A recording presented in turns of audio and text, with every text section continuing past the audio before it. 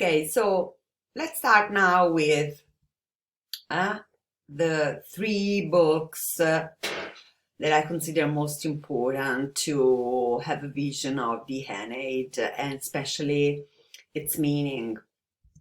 So, the first book, book one, is central to understand the final aim of Virgil to build up an epic poem for the Romans.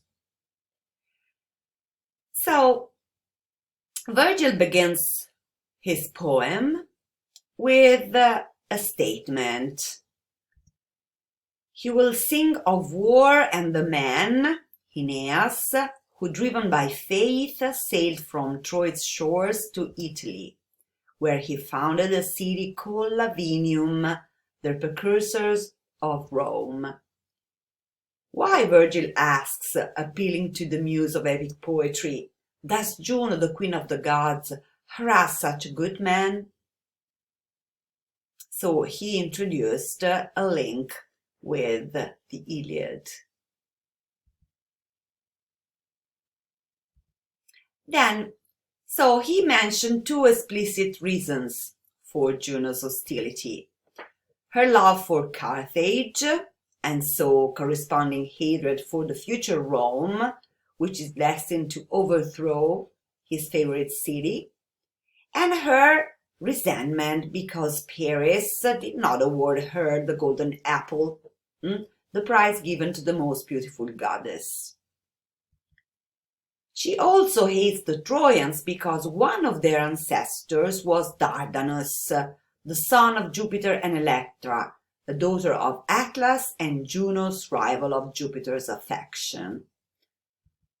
Then finally, Juno is angry because Jupiter met Ganymede, the Trojan prince, the god's cupbearer. So these are all the reasons enlisted by Virgil for Juno hating the Trojans. So, seeing the Trojans set sail for Italy, Juno commands Aeolus, the god of the winds, to raise a storm that will so imprison their ship and drown them all. So Aeolus obeys her. Many of the ships appear to be lost at sea, but Neptune, angry because Aeolus has infringed his own territory, calms the water. And the 7 remaining ships of Aeneas' fleet find a safe harbor on the northern African coast of modern-day Tunisia, site of the city of Carthage. So let's see the gods. Meanwhile, Venus, Aeneas' mother, reminds Jupiter of his promise that the Trojans will reach Italy and become the forebears of the Roman people.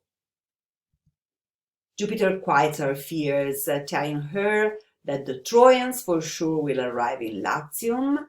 Aeneas will win a great battle and found the city of Lavinium. His son Ascanius, also known as Iulus, will found Alba Longa near the future site of Rome. And Romulus will eventually found Rome itself, which will conquer the world, including Greece. Juno will come to love the Romans, and at last a Trojan Caesar named Julius, after Aeneas' son Iulus, not Julius Caesar, but his heir by adoption, Augustus, will bring an age of peace. So Jupiter now sends Mercury, the messenger of the gods, to Carthage to put the Carthaginians and their queen Dido in a mood to receive the Trojans favorably. So, in the book 1, Virgil is explaining how Augustus is in line with Aeneas.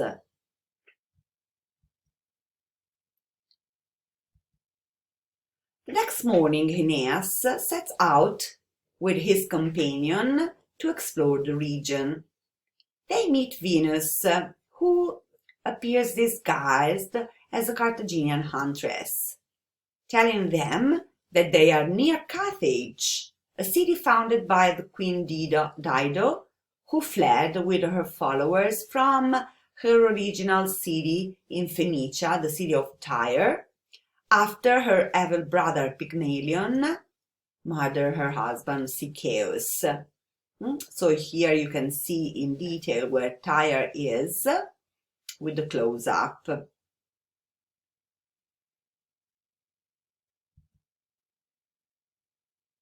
Then, advising Aeneas to go to Dido's palace, Venus assures her son that the missing ships and his comrades are safe. As she turns away, Aeneas recognizes her as his mother and reproaches her for always appearing to him in disguise.